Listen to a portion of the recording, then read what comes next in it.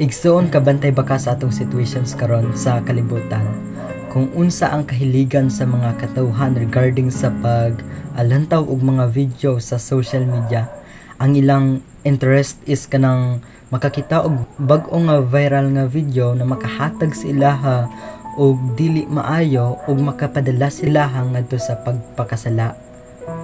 And ang akong ginamin is kanang bag-o nga viral karon na video, although wala ko kakita it because nakita lang nako sa ilang mga comment no sa comment section nga pasend napay word nga ginasampay po no para masendan sila og link or video directly sa ilang messenger. So nga na ang gusto nila nga makita jud to nga video, but gusto lang nako i-clarify wala koy ato nga video or wala koy link ato sa kuang cellphone, but gusto lang nako i-remind sa inyo nga kato nga video dili to makatabang sa inyo it because ang kato nga video makahatag sa inyo sa kanang dili maayo nga binuhatan no, it because ang kato nga video naga-focus about sa pornography, ginasupport ang kanang porno no, mao to ang but pasabot sa kato nga video, and mao to ang gina-interest sa mga katawhan karon. Pero pag ang pulong gani sa Ginoo ang makita nila, dali lang kayo sila mag-scroll up kay ang gusto nila dili sila makadungog og pulong sa Ginoo. Kabalo ka kung unsa ang leader ni Ana or kung unsa ang ga-lead sa nga situations, which is si Satan. Kay mao man jud to ang ato ang number 1 nga kalaban ni ining kalibutana.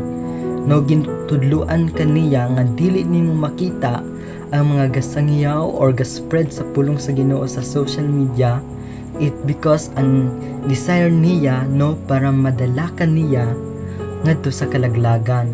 But I remind you na kini nga video naga-remind sa imuha na kung unsa jud ang pwede nimo lantawon sa social media, it because ang pulong sa Ginoo no nagaingon nga kung naa kay buhaton dapat mahimaya ang Ginoo sa imuha.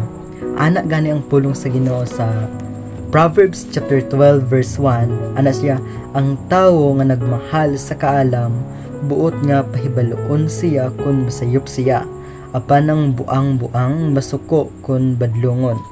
This verses very clear kaayo no.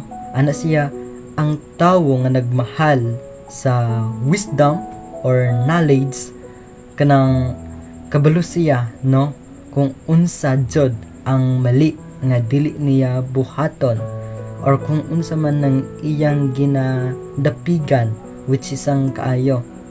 Pero kung ang tawo no nga buang-buang badlungon wala na minaw. And sometimes mao ni ang experience nato no sa regarding sa social media and even sa atong mga family. Kung usahay badlungon ta sa atong family wala ta maminaw sa ilaha. It because ang atong attention no feeling nato nga kato nga pagbadlong sa ato or kato nga pagcorrect sa ato dili makatabang sa ato ang kinabuhi. And mao na ang kanang situation sa mga tawo no nga wala naghigugma sa kaalam. It because if you love the wisdom no maangkon jud nimo ang kanang kaayuhan, then i-remind sa wisdom sa imuha kung unsa jud ang sayop nga dili nimo pwede buhaton.